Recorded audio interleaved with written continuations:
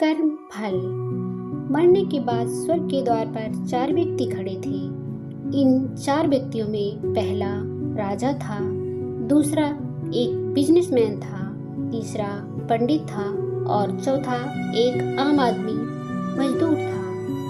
किसी को भी यह पता नहीं था कि कौन स्वर्ग के अंदर प्रवेश कर पाएगा और कौन वहीं से वापस लौटा दिया जाएगा। सब स्वर्ग का दरवाजा खुलने की राह देख रहे थे और आपस में बातें कर रहे थे। जैसा कि राजा को मरने से पहले से ही आदत थी, उसने अपनी बात सबसे पहले बताई। राजा ने कहा, मैं बहुत प्रख्यात राजा हूँ, मैंने धरती पर अपना बहुत नाम कमाया है, इसीलिए पूरी संभावना है कि मैं ही स्वर्ग जाऊंगा। फिर व्यापारी ने अपनी बात सामने रखी। वह बोला, मैंने धरती पर खूब धन कमाया और उस धन से मैंने सैकड़ों लोगों की मदद की, इसलिए मैं ही स्वर्ग का हकदार हूँ। अब बारी थी पंडित की, तो पंडित ने मुंह खोला और सबको यह कहा, चाहे तुम जो सोच लो, लेकिन यह बात तो तय है कि स्वर्ग के दरवाजे खुलेंगे तो मेरे लिए ही। सब जानते हैं कि पंडित दिन रात भगवान को याद करते हैं, लेकिन स्वाभाविक है कि स्वर्ग में पंडित का स्वागत किया जाए। जब सब ने अपना अपना पक्ष रख दिया, तब सबकी नज़र उस मजदूर पर थी जो चुपचाप अपनी नजरें नीचे झुकाए बिना कुछ बोले वहीं पर खड़ा रहा। स्वर्ग का दरवाजा खुला और वहां पर एक देवदूत आकर खड़ा हो गया। देवदूत के हाथों में एक पुस्तक थी जिसमें इन सभी के कर्मों के बारे में लिखा हुआ था। देवदूत ने सबसे पहले राजा को अपने पास बुलाया और उससे पूछा, तुम बताओ, तुमने अपने जीवन में क्या क्या अच्छे कर्म किए हैं? मैं उन्हें इस पुस्तक में देखकर फैसला करूंगा कि तुम्हें अंदर आने देना है या नहीं। राजा ने कहा, मेरा राज जितना बड़ा था उतना ही समृद्ध था और मेरी राज के सभी लोग खुशहाल थे, सभी बड़े आनंद से रहते थे। मैंने उन्हें कभी किसी भी चीज की कमी नहीं होने दी। यही मेरे अच्छे कर्म हैं। देवदूत ने अपने पुस्तक में देखा और देखने के बाद राजा से कहा, तुम सच बोलते हो, तुमने अपने राज की प्रजा को बहुत सुखी रखा था, लेकिन तुमने अपने राज की सीमा को बढ़ाने के लिए कितने युद्ध किए। युद्ध की वजह से हजारों सैनिक ने अपनी जान गंवा दी। उन हजारों सैनिकों के परिवार के दुख का कारण तुम बने थे, इसीलिए तुम स्वर्ग में नहीं आ सकते।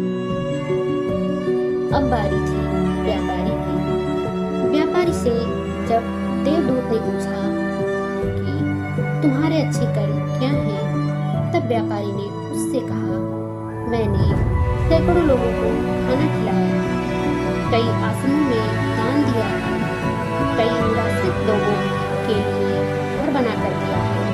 यह मेरे अच्छे कर्म हैं। देवदूत ने फिर से अपनी पुस्तक में ध्यान से देखा और देखने के बाद व्यापारी से कहा, तुम्हारा कहना भी ठीक है कि तुमने बहुत दान धर्म किया है, लेकिन यह दान धर्म तुमने जिन पैसों से किया है, उन पैसों को कमाने के लिए तुमने न जाने कितनी झूठ बोले हैं, कितनी हेराफेरियां की हैं और कितनी मिलावटें की हैं, इसलिए तुम भी स्वर्ग में नहीं आ सकते। जब पंडित से यही सवाल किया गया तो पंडित ने बड़े ही आत्मविश्वास के साथ कहा, मैंने अनगिनत लोगों को ज्ञान दिया है, हजारों यज्ञ और पूजाएं की हैं और दिन रात भगवान का जाप किया है। इससे अच्छे कर्म और क्या ही हो सकते हैं। देवदूत ने अपनी पुस्तक के अंदर झांक कर देखा और पंडित से कहा,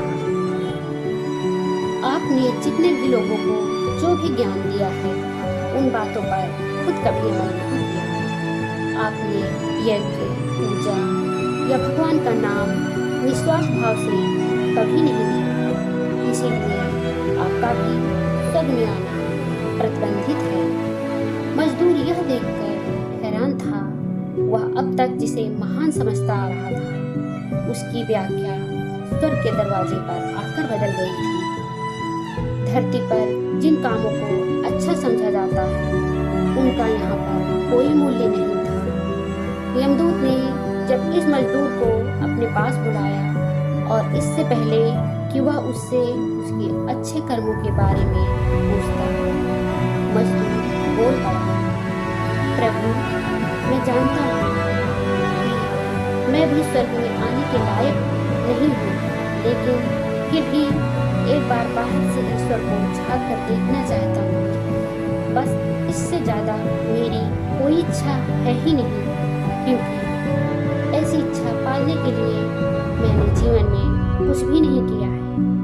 मैं पूरा दिन मेहनत करता और जो भी पैसा कमाता उन्हें अपने परिवार के पालन पोषण में खर्च कर देता।